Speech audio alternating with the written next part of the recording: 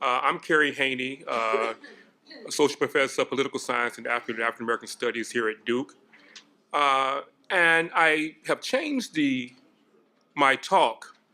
As I listened yesterday and even this morning, I have revised my comments, been inspired by what I've heard thus far. So let me begin.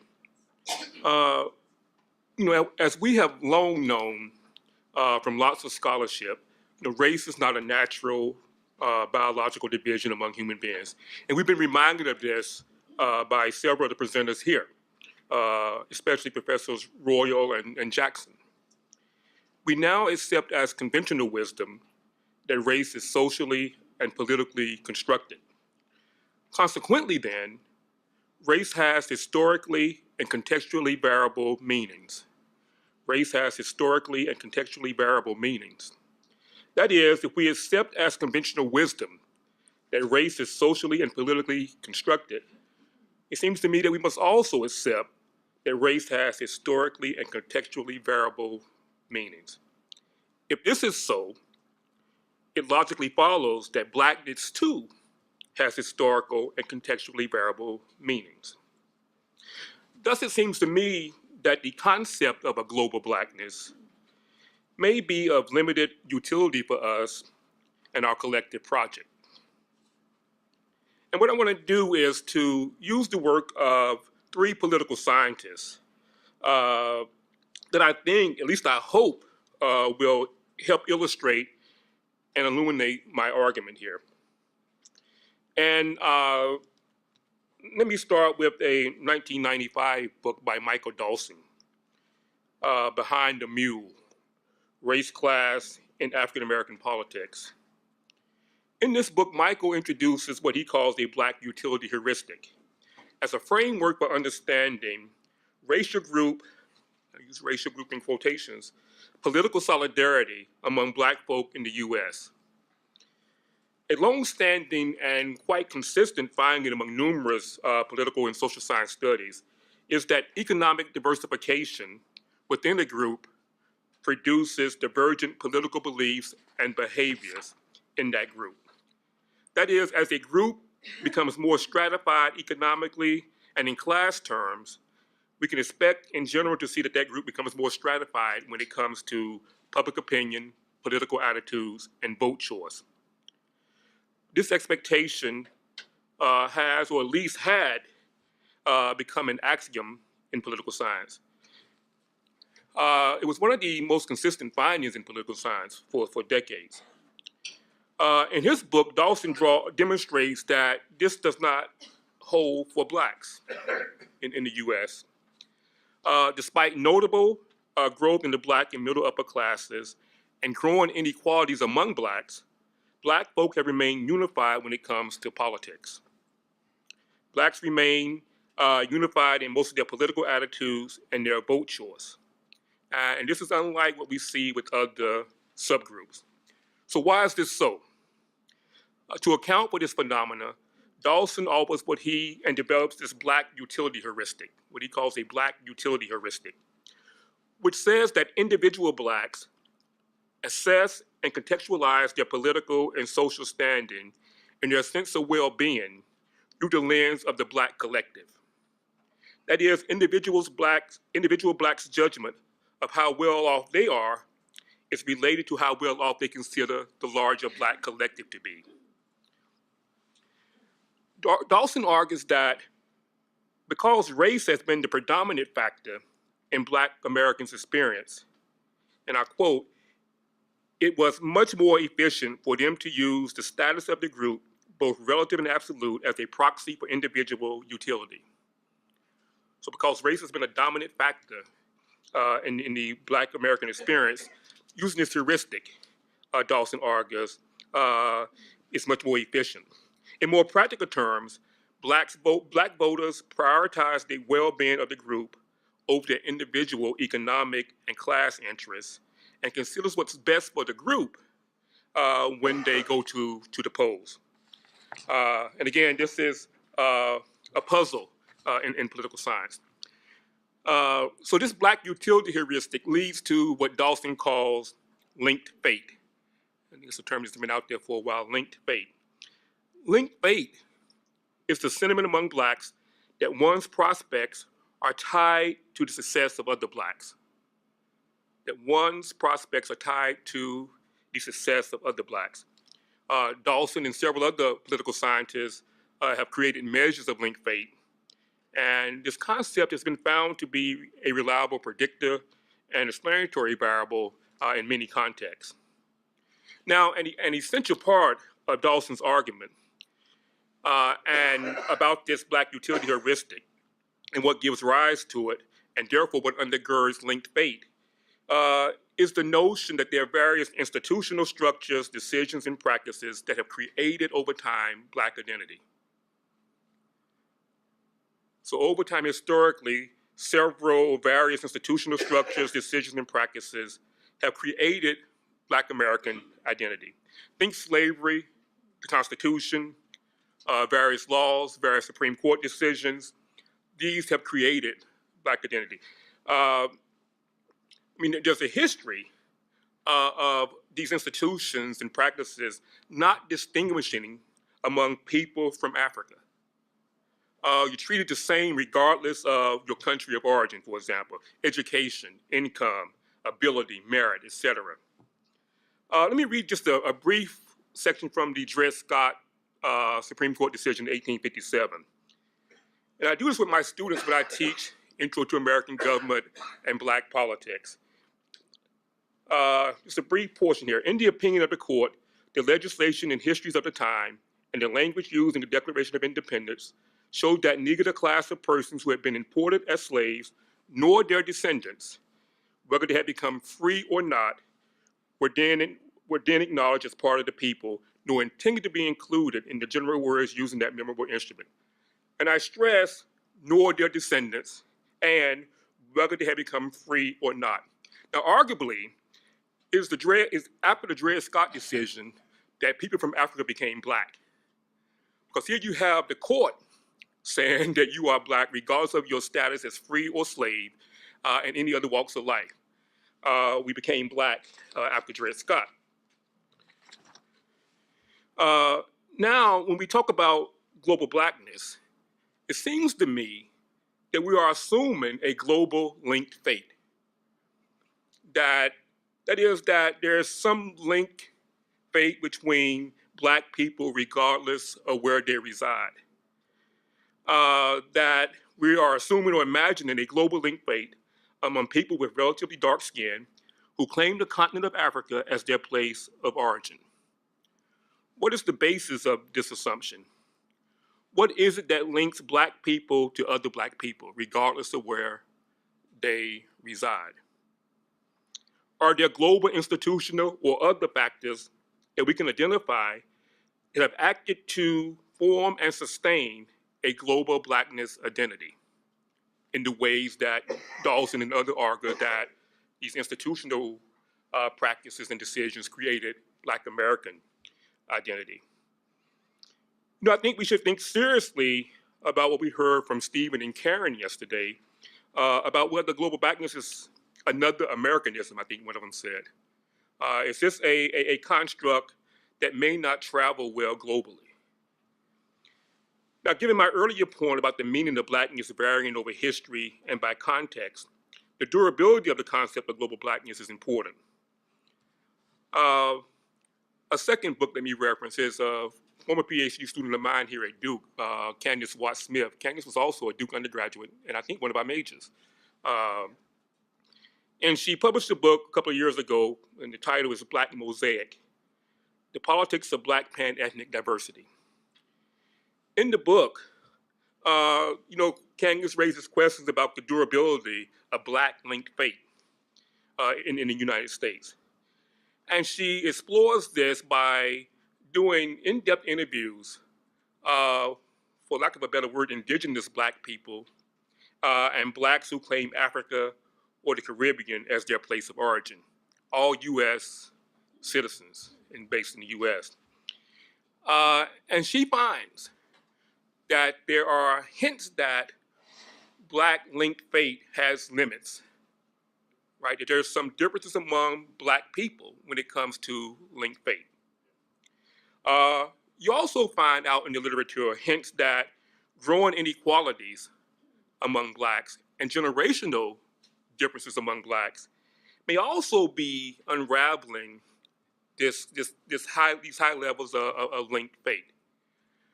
So one hypothesis is that as the institutional imperatives that have given rise to this identity, this shared identity, as they begin to fade, the farther away you get from slavery, now the farther away you get from the civil rights movement that our students know very little about and don't identify with, even Black politicians on the national scene are not of that generation any longer. So the farther you get away from that, the institutional imperatives that gave rise to a linked fate may no longer be there. So what does that mean for linked fate? Now let me move to, my time runs out, I've got 3 minutes. The third work that I mentioned. And this is a work of political science by Kathy Cohen at the University of Chicago. In a book she wrote several years ago, The Boundaries of Blackness, AIDS and the Breakdown of Black Politics. The Boundaries of Blackness is an exploration of the social, political, and cultural impact of AIDS on the African American community. Cohen constructs an argument that a Black political agenda based solely on race promotes exclusionary practices. Although Black communities have always been diverse, political leaders have focused their efforts and mobilized around consensus issues that have highlighted and promoted linked fate and the primacy of shared racial identity. Kathy suggests that this approach is no longer viable. Increasing diversity and widening cleavages in the Black community have engendered various cross-cutting cleavages, cross-cutting issues that stretch identities beyond the boundaries of race. Cohen analyzes other cross-cutting issues of class, gender, and sexuality, and challenges accepted ideas of who belongs in the community. Such cross-cutting issues, she predicts, will increasingly occupy the political agendas of Black politicians, Black organizations, and Black institutions. And that these cross-cutting issues can also lead to either greater inclusion or further divisiveness. Now, I thought of the boundaries of Blackness during Yuri's presentation yesterday when he showed several slides of Grace Jones and when he read from Grace Jones. And it occurred to me that Grace Jones was questioning this notion, the boundaries of what we call Blackness. And I mentioned this standing a few minutes ago when he and Wanima, the description of the wall in Slumberland, meaning what occurred to me was the boundaries of Blackness. This wall's sort of representative of the boundaries of Blackness. And also the passage about Wynton Marsalis being the arbiter or gatekeeper for jazz. Okay, what's unique, what's authentic? Again, the boundaries of Blackness. So what I want to leave with is this idea that maybe the theory that Cohen offers in the book, she offers a framework and theory of marginalization that highlights the history of power relations and oppression and the roles that institutions play in society vis-a-vis marginalized communities. And I'm wondering, as I thought about this yesterday and today and continue to think about it, whether our project might be an exploration of the boundaries of Blackness as opposed to global Blackness, or perhaps in addition to global Blackness. And this is all still working out in my head, and that's all that I have.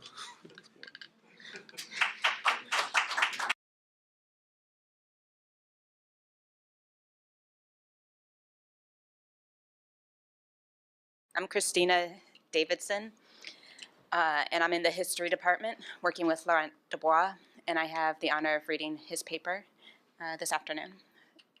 His paper is position paper on global Blackness. Part of the project of African American, Caribbean, and broadly Afro-Atlantic intellectual history has always been about creating a space to think about the contemporary, the future, and the past, in part by crafting and solidifying alternative genealogies of thought. This project has often been in tension with broader patterns of work in the North American and European academy, where even several decades of vital critique and debate, the fact is that the geography of theory as it is most commonly understood and taught in the disciplines remains stubbornly and remarkably European. There are breaches, of course, in the form, for instance, of the deep engagement with thinkers like Fanon, Césaire, Winter, Glissant, to take just the case of the Caribbean. But very often, their presence itself serves not as much to destabilize as to confirm the existing geography. A critical aspect of constituting Afro-Atlantic theoretical genealogies is about engagement with the conceptual, performative, and political work that has long been carried out in various forms of cultural and religious life. As the work of W.E.B. Du Bois explicitly reminds us, African-American intellectual work has long been sustained and informed by a much larger cultural matrix that surrounded what they put down in words. Dubois famously began each of his chapters in The Souls of Black Folk with two epigraphs, one of them taken from spirituals, and it is his chapter on what he calls the sorrow of songs that is, in a sense, the central pillar, the crossroads of his book. I take this, as well as many of the interventions of other theorists, particularly Glissant, as an invitation to think about theory beyond the written word. We all know that thought happens as much in speech and conversation, often in music and spoken poetry and performance, as it does in writing. Yet, at the same time, we inhabit an intellectual world in which the primacy of writing, the sense that it is in writing that thought ultimately takes its highest form, its ultimate coalescence, remains largely in place. But for those of us who study Afro-Atlantic world, this is particularly problematic.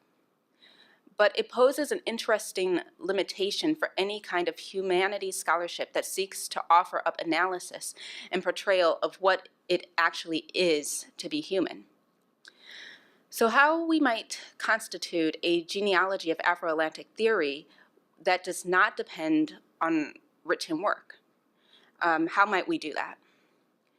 We can turn, as many thinkers have done, to the sonic, the ritual, the visual.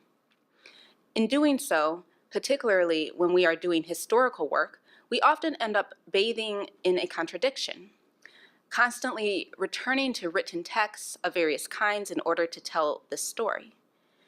But if we can never dispense with the written or even escape it, we always need to remember what it is: a partial world, a narrow trace of much larger worlds of thought.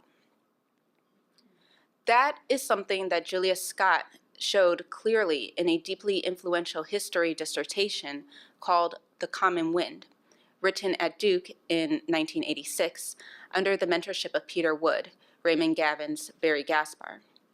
He illuminated centrality of circuits of oral communication for the political knowledge and action of Afro-American and Afro-Caribbean communities during the Age of Revolution. His work helps us do research on 18th century written sources, notably newspapers, in a new way, seeing them as what they are: little fragments gleaned from a much larger and robust set of oral conversations that went on in ports, taverns, homes, and streets in the Atlantic world. The key here is to think through the ways in which individuals and communities in the Afro-Atlantic world have, for centuries, consistently been thinking through many of the same questions that preoccupy us today about race, citizenship, gender, belonging, identity, futurity. Like us, they did so in conceptual contexts in which the categories they were often forced to use were, in a way, like Blackness, was constituted through the process of colonialism that our theorization often seeks to confront and undo. The very historical, economic, and cultural realities that make it possible to think about global Blackness are of the result of histories of colonialism, slavery, and various forms of ongoing racial oppression. We might put it simply by saying that we are always wondering in the aisles of the colonial liberty described by V.Y. Mundimbe in these discussions. Of course, this problem has preoccupied theorists not just for the past decades, but in many ways for generations. And we have a rich set of intellectual genealogies through which to think about this question. But there are many kinds of practices in the Afro-Atlantic context that offer a particularly rich set of illuminations of this problem. The quite unique circumstances of plantation slavery, notably in the Caribbean, brought together a huge range of African cultures in a crush of encounters and cultural reconfiguration that has rarely been reproduced elsewhere. In some of these societies, notably in Jamaica and Haiti, the slave population made up 90% of the population. They were prisoners in many ways, but notably prisoners of a category that created by a racially ordered plantation society in which their extremely diverse life histories and cultural political reference points were, at least as far as the system was concerned, largely meaningless. The demographics here are critical. As Christina Mobley explores in her work in the case of Saint-Domingue, in a dissertation recently written here at Duke, for instance, the majority of the population there was African-born throughout much of the colonial period and during the Haitian Revolution. In the years before 1791, for instance, at least 40,000 Africans a year were brought into the colony, so that by the time the revolution began, there were at least 100,000 or more people who had been there for a very brief time. When we think of their life histories, the experience of being enslaved in the Caribbean was actually a very short moment between a life in Africa and a new life in the midst of a vibrant revolution in the Caribbean. When Haiti became independent in 1804, the majority of the people there were African-born. African languages were spoken widely alongside Creole and French. Jamaica's history is much different, of course, but there and in other parts of the Caribbean, as well as parts of Brazil and to a lesser extent some areas in the United States, the dominance of African-born people in various plantation settings is key to understanding what transpired culturally and politically. At the same time, it was not possible for these Africans to escape the broad racial categories through which their subjection was organized. Instead, they had to be confronted and in a sense reconfigured. As Haitian historical sociologist Jean Casimir has detailed in his rich work, the enslaved had to understand the functioning of the dominant system, even as they understood its absurdity. The hostages, he writes, began this journey in a deep solitude, since the arbitrariness of their abduction and exploitation had no logic. They could spontaneously seize and share. Their fate was the result of a series of myths and justifications for racism that could only be perceived as utterly stupid.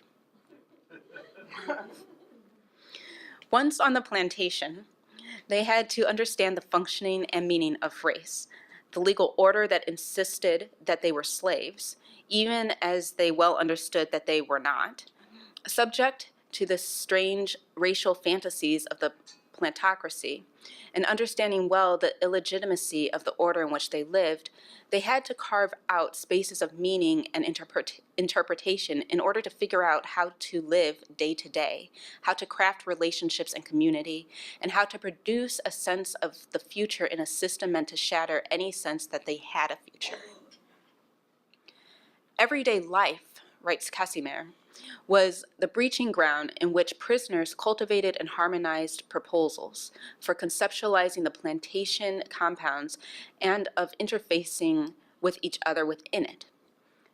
Conviviality in the work gangs, as well as conflicts between diverse ethnic groups became a laboratory where the captives discovered the principles and rules of solidarity in their opposition to the system and their pursuit of liberation.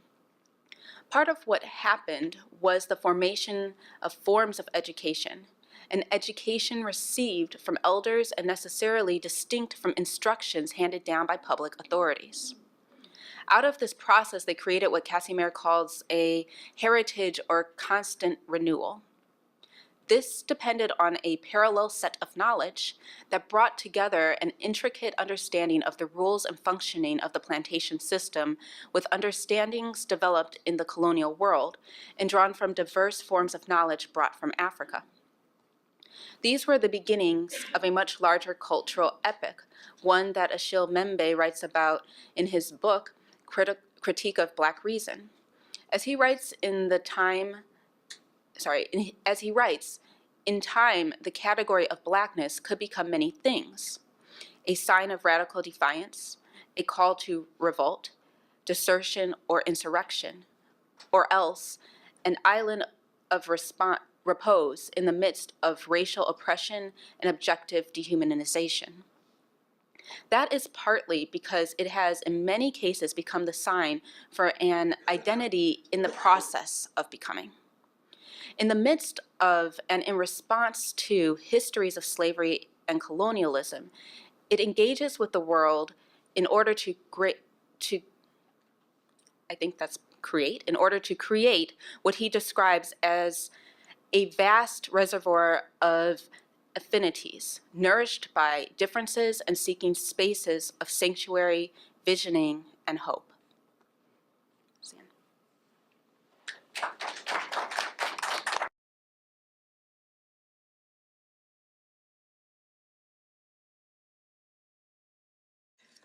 My brief sketch of my work on the island of Hispaniola is framed by Phil McMichael's discussion of incorporated comparison. Like Pat, I share the view that global blackness is a sort of methodological gesture.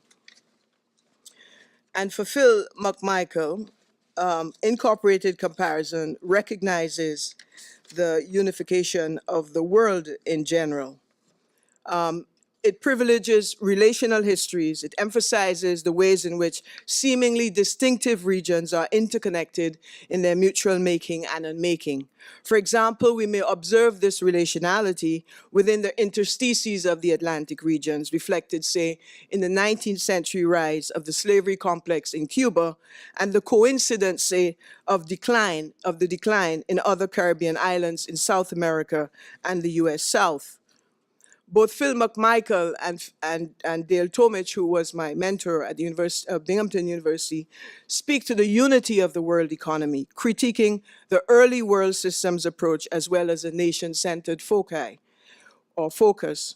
When our collective race, space, and place spoke to the question of freedom, for example, we wrote that present articulations of and struggles for constructions of freedom are being worked out through these relational spatial histories, which have engendered diverse processes of becoming within a world system inflected by historical contingencies and the imagination of its peoples. We wrote that way because we were and still are very much influenced by this article on incorporated comparisons in the world system.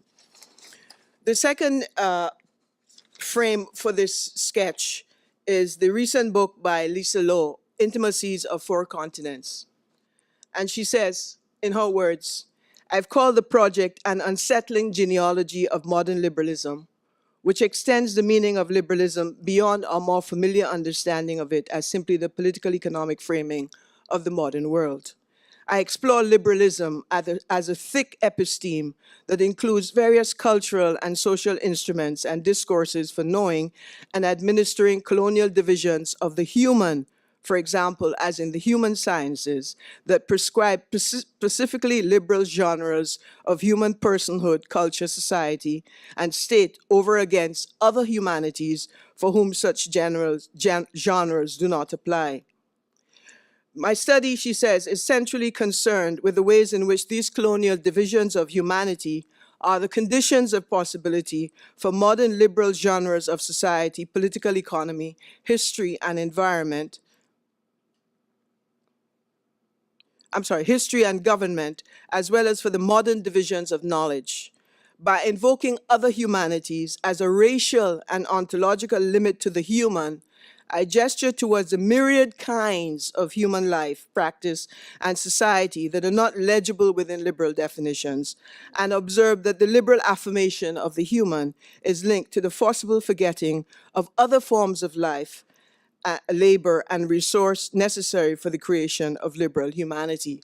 The four intimate continents that she cites, Africa, Asia, the Americas, and Europe, fundamentally linked in their whole, production of a world-centered economy.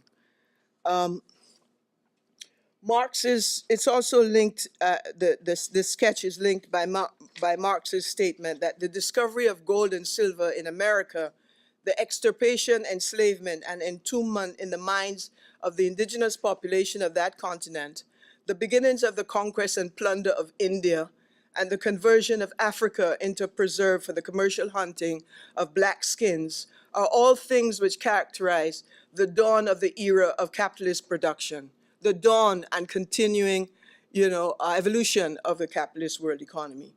These idyllic proceedings are the chief moments of primitive accumulation, and hard on their heels follows the commercial war of the European nations, which has the globe as its battlefield. I cite this really to speak to differences that I think the construct of global blackness as a methodological gesture to the unity of the world conveys. I speak to an archive that I found in El Conde on the streets of Dominican Republic, Santo Domingo actually, which turned out to be a major work by Moya Pons, the major historian, Dominican historian, which was published in 1986. It's a rich and informative report on government-owned agricultural bates, seen as barracks of clusters of impoverished dwellings, housing sugarcane workers serving particular mills, and concludes that their lives were unslave-like, especially since as wage laborers, they were themselves responsible for their own reproduction.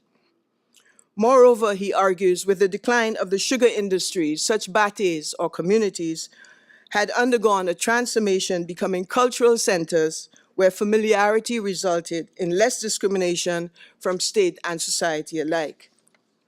I argue basically in a broader text that Moya Pons' typologies about plantations are narrowly construed as they're isolated from the social time spaces of Hispaniola in general, Hispaniola specifically, and the world economy in general, thereby delinking them from practices of governmentality, sovereignty, and the biopolitics of Hispaniola, and of course, the racial disordering of the world in general, and its dialogue or multi-logs within the space of Hispaniola. To my mind, therefore, laboring on plantations or performing low-wage labor elsewhere are pivotal aspects of the life worlds of the figure of the Haitian laborer in the Dominican bates is far more complex than simply that of just degraded labor and labor power. Even as they cannot be contained on plantations and they become mobile, Haitian migrants may no longer be tied to sugar plantations, but I interpret nonetheless that their bodies are indelibly marked by this early plantation labor, which I interpret as shadowed histories of the body politics of sovereignty and their continuing production of stateless racialized bodies and projects of social death or physical death. Hispaniola, I think, offers a glimpse of how these global processes play out.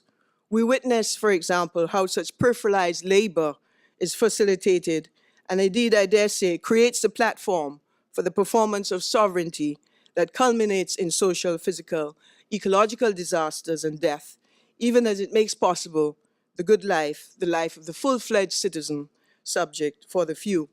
But there are still no guarantees. And so my project really is an intervention in the writing on the bates, the communities or hovels, if you will, on the island of Hispaniola. Let me switch to what they look like here. Well, a schematic account. These are various bates or communities of sugar workers and the Dominican wage labor workers that are attached to a particular sugar mill, or ingenio, as they say. The intervention wants to disrupt, really, the writing that draws attention directly or indirectly to mainly, descriptive descriptions of substandard conditions of living, often characterizing the relationship between plantation owner and Haitian migrants or migrants' descendants as one akin to slavery. Many of the human rights activists who have looked at these conditions have argued that this is a form of slavery. Such claims have provided grist for human rights activists seeking to enact social justice and evoke changes in the socioeconomic relations of production under which sugar has been produced in the Dominican Republic. In these discussions, the charges of exploitation oftentimes assumes a rather moralistic tone, where workers, mainly Haitians and Haitian Dominicans, are cast as victims taken advantage of by unscrupulous plantation owners. And these claims are well documented. The coverage of the bates usually assumes the form of these detailed descriptions and are utilized more or less as frames and props against which to discuss questions of citizenship or its absence and belonging for Haitian migrants and Haitian Dominican citizen subjects. Bates are company towns that house sugarcane workers in Cuba and Dominican Republic, and are referred to as places where such workers are concentrated. The issue of bates are never really considered beyond those related to those work conditions. In other words, they and the inhabitants rarely enter into discussions of sovereignty and the politics of marginality on the island of Hispaniola. It's as if they inhabit enclaves that are suspended in time and space. Yet, bates have service sugar plantations that have really seriously and fundamentally underwritten Hispaniola's modernization programs, fueling as well imaginations, particularly of Dominicans and their place in the world. As well, the servicing of the bates, mostly by Haitian labor and their descendants, have generated deep tensions between Dominicans or among Dominicans Haitians and Dominican Haitians, considering the general contempt which Haiti and its citizen subjects have fueled historically, not only Hispaniola, but I think globally. I argue instead that a close examination of bates will reveal a long-standing state of exception obtaining in both Haiti and the Dominican Republic. This state of exception is fundamental to the practice of governing and is directed through a production of bare life, especially in the figure of the Haitian Dominican labor.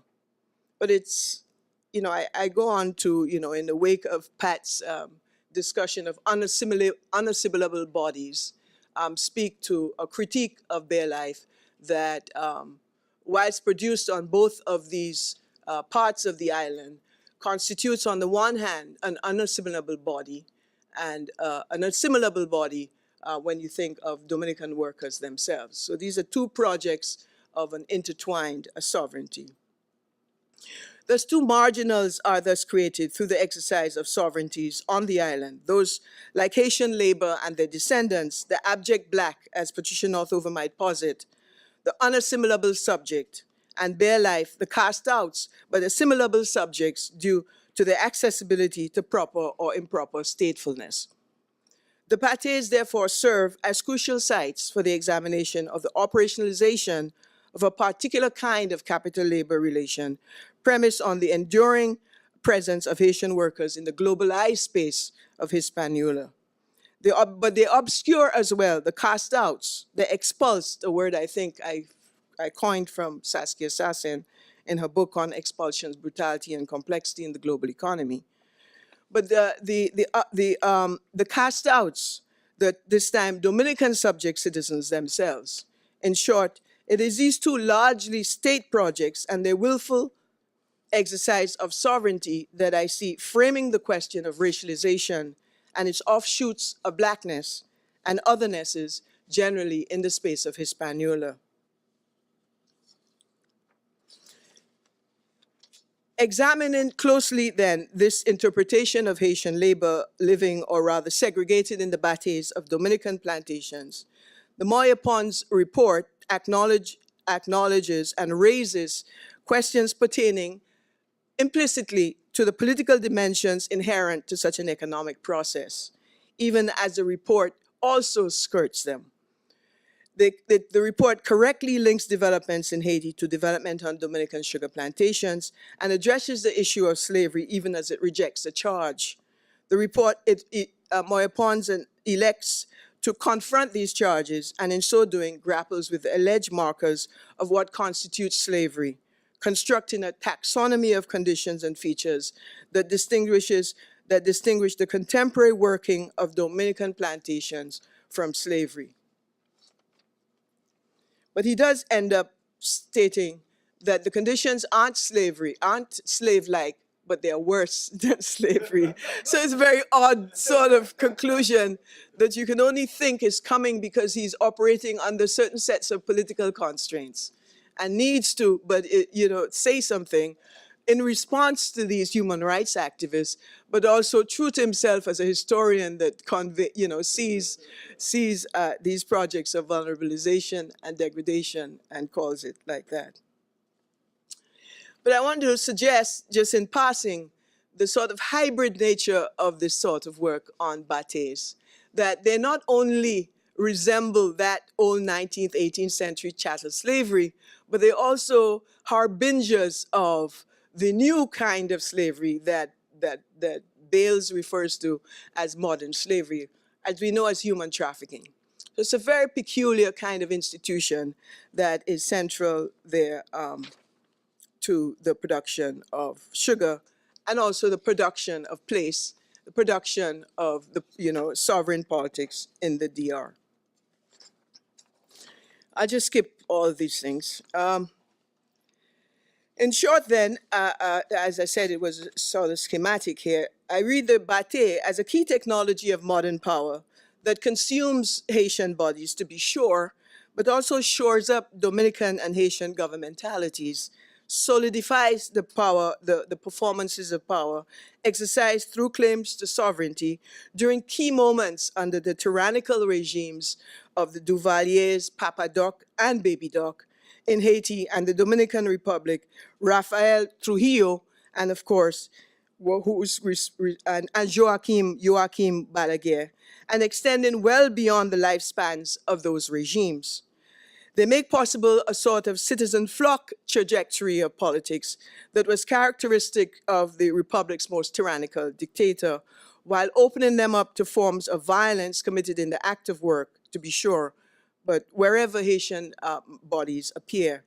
In short, the space of Haitian or Haitian Dominican labor is always open and available to violence. We think of the 1937 massacre or the cut of Haitian migrants, some 12,000 or more, ordered by Trujillo under the guise of rooting out Haitian marauders who had illegally come across the border and captured by Edwige Dantica in her novel, The Farming of Bones, demonstrates in no uncertain way the abrupt way in which the quest for a new home among Haitian workers came to zero or came to naught.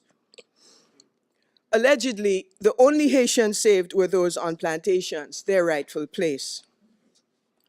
I try to track the transformation of how such subjects become transformed into subjects of management and control, how they may assume various debased forms under different political disorders. I argue then that both Haiti and the Dominican Republic have to be seen, always forget to show my slides. These red tracks actually conveying movement of people, manual labor, basically services, products, etc. And I'm saying that they can also track the movements of sovereignties on both states as well. That there's a complicity there, even though these are inseparable autonomies, these are sovereign states, the sovereignty gets played out through a kind of hybrid and conjoined configuration. I argue then that both Haiti and the Dominican Republic have to be seen, as in the case of Haitian migrants and Haitian Dominican laborers in the Dominican Republic, as representing spaces of inseparable autonomies. As this map and chronogram depict, they show the movement of goods, services, and the forces of labor, but we could just as well highlight the intertwined and complicit sovereignties. These exclusions and expulsions entirely from Haiti, I argue, is multidimensional, proceeding from the destruction of livelihoods, ecologies, and humanness, resulting in the forced necessity to secure livelihoods from various elsewheres, even as it meant doing so under, say, the watchful eyes of earlier, the Tonton Macoutes in a particular period, Haiti's paramilitary group, which thrived especially, so that, Tonton Macoutes manned and surveilled the plantations of the Dominican Republic. Yet it is this very expulsion and inclusion dynamic which creates new thresholds for the continuation of a zone of indistinction to and from elsewhere. It is this process of becoming quasi-stateless at home that feeds into projects that convert such laboring bodies into carriers of statelessness in the Dominican Republic, a state away from a hostile home where they would be housed in camp-like structures, primarily to service the sugar industry, and later, given its decline, joined by Dominicans themselves, the cast-outs and the bare lives, if you will, assimilable cast-outs, servicing the various sectors of the Dominican economy, and even provisioning communities in Haiti itself. In other words, the paltry wages that workers receive in the Dominican Republic actually stretch back into Haiti. To be sure, this degradation of the necessary labor, these are pictures of plantations that exist and some are ruins. My first drone pictures. They're beautiful. Yeah. Yet it is this very expulsion, exclusion, it is this process of becoming, I think I said that. To be sure, this degradation of the necessary labor of Haitian recalls the historical connections and continuities of plantation regimes and the politics of making new geographies of labor. In Hispaniola, the necessary expulsion of laboring bodies, peasants, and others becoming transient migrants available for whatever work is available, however degraded, however stigmatized, makes it imperative to reflect on development projects that produce the recurring tragedy of a bare life and expulsions, aided and abetted by two seemingly opposed sovereign states.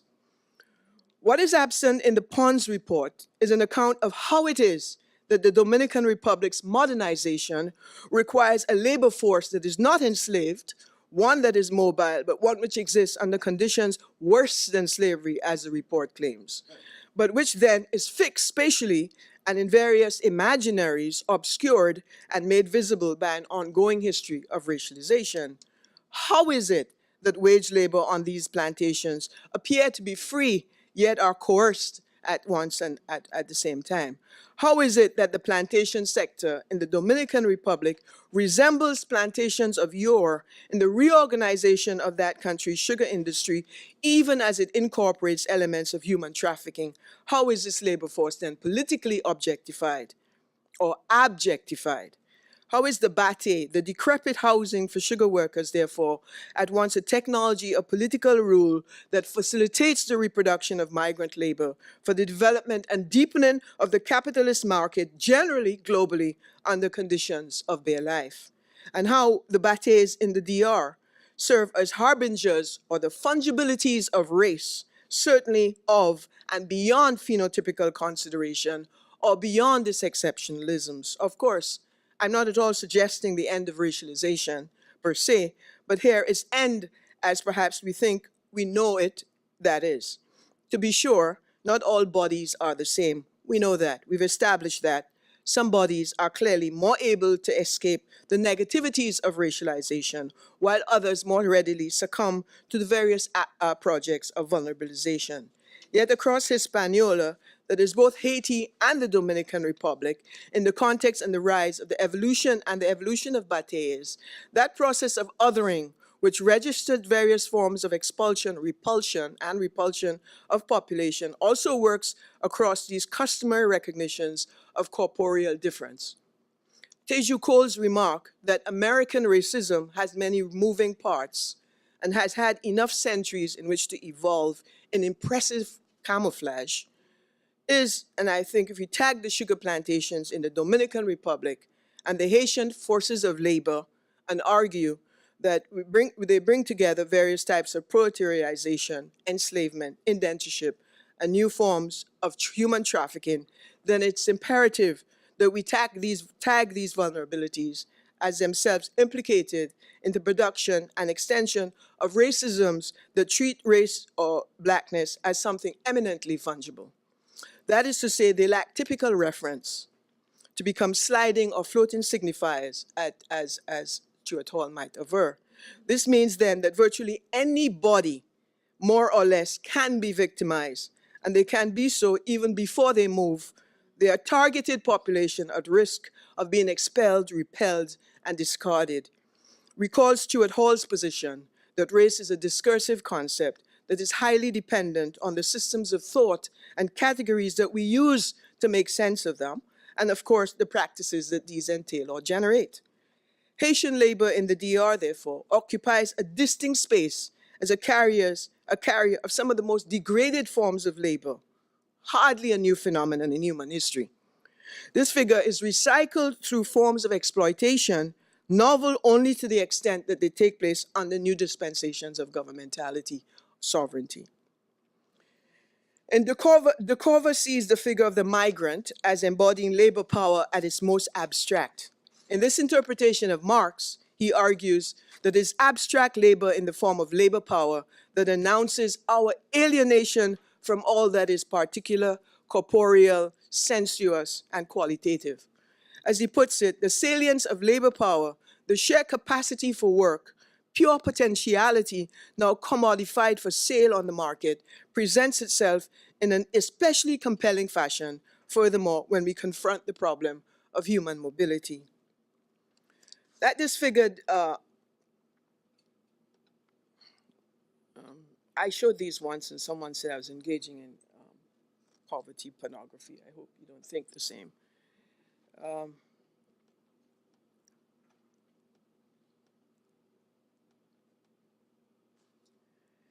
That disfigured figure as rendered in Jamaican artist Wilson Abreu's depiction here, so central and necessary to the sovereignty in Hispaniola, at least especially depicted, especially during a particular moment in its articulation and realization of development or some form of it. Let me conclude that within the political dynamics of the day, the Moya Pond's archive, while centered only on state plantations in the DR, offers much more than just a topographical analysis of plantations and the labor that serviced them. In spite of its narrow coordinates, it offers clues that allow us to think deeply about the practices of sovereignty in both Haiti and the DR synchronically through a tracking of Haiti's expansive or unlimited supplies of labor into the DR, and more, providing somewhat a template for addressing other plantations and such forms of labor elsewhere. And this is where I see the issue of global blackness as a concept, really trying to think through the differences and sameness that's constructed across the world, and broadening the construct of blackness beyond pigmentation. And setting up a politics that's very, I think, possibility for revolution much greater. Haiti and the Dominican Republic, for it highlights the strong links between these articulated territories, Haiti and the Dominican Republic, and addresses the project of governing of the DR itself that seems to be a joint exercise by state and capital, mainly the captains of the sugar industry. Thus, it calls forth a mode of inquiry that explores the relational figures of sovereignty in Hispaniola, for sure, demonstrating how such projects of development unify the practice of sovereignties in those spaces and the production of racialized subject citizens, including the many forms of abjection. As such, then, I'm calling for a perspective on the Bates, one that positions them as central to the project of governing in Hispaniola, in both Dominican Republic and Haiti. It calls for a rethink of the analysis of modern politics, of the DR in particular, within the terms in which it has been popularly grasped, that is to say, as one or more or less a linear transition from dictatorship to democracy. The deadly interplay between politics, the law, economics, and the production and reproduction of abject bodies here and there suggests that such a transition is marked by the trappings of electoral politics is yet to come. There is much more that remains to be said, I should say, and part two of this meditation focuses on the Dominican and Haitian migrant will be delivered on Tuesday at the conference happening here, African Migration in Comparative Perspective. I thank you very much for your attention.